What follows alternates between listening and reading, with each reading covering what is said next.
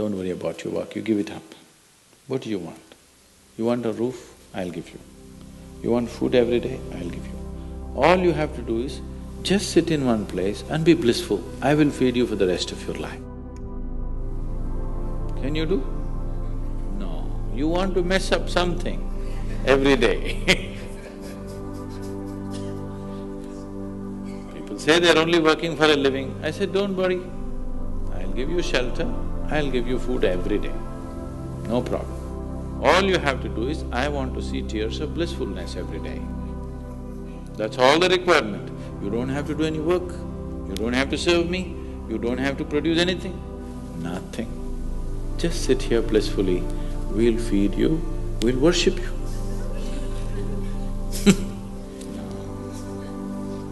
So the problem is not in your work, the problem is not in your life, the problem is not in the world that you live, the problem is just that you have not done the necessary things for this one to flow through this effortlessly, beautifully. The necessary work has not been done and we're just hoping it'll happen by accident. It doesn't happen by accident. Lot of people in the world think United States of America is heaven. But people who live here don't think so at all. Isn't it so? Isn't it? A lot of people in the world are dying to get an entry into the country.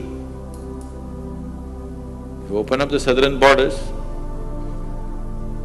10 million people will enter tomorrow morning because they think this is heaven. But you are not experiencing it that way, isn't it? You are not experiencing this as heaven because hell and heaven is not a geographical place. Hell and heaven is what you make out of yourself, isn't it? Too much talk about heaven has been going on because there are too many people who made a hell out of themselves. If you had made a heaven out of yourself, would you talk about going to heaven? If you sit here and you're feeling ecstatic right now, would you aspire to go to heaven, I'm asking? Once it happened, early 20th century,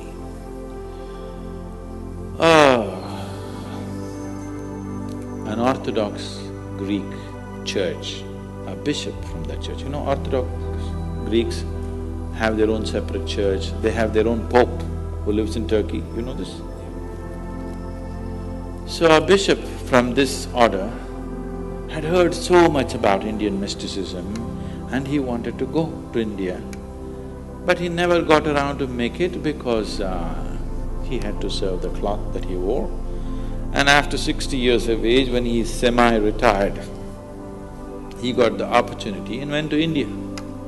So he came to South India, near where we are, and he wanted to meet a mystic, a yogi. So somebody said, go up this mountain, near a cave, there is a yogi sitting, you can go. So our man went, plodded up the mountain halfway, up and went. In front of a cave, an old man with a gentle smile upon his face was just sitting with his eyes closed. So the bishop went and prostrated. He cannot do it, he's not made for that.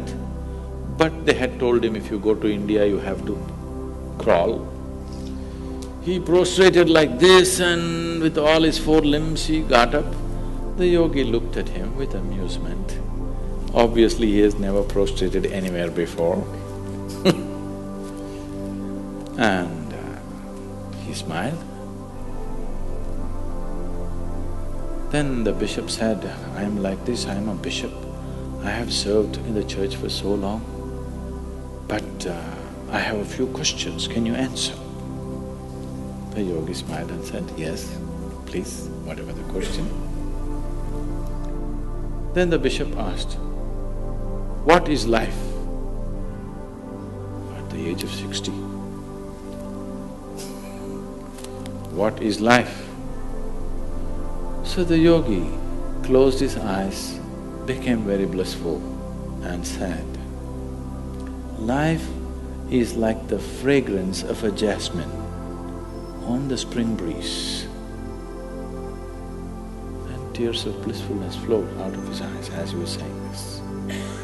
Then the bishop said, no, no, no. Our Pope has told us life is like a thorn and we must renounce it. And even symbolically, Jesus himself wore a crown of thorns. So, how come you say this? Our Pope says otherwise. The yogi looked at him, smiled and said, well, that's his life.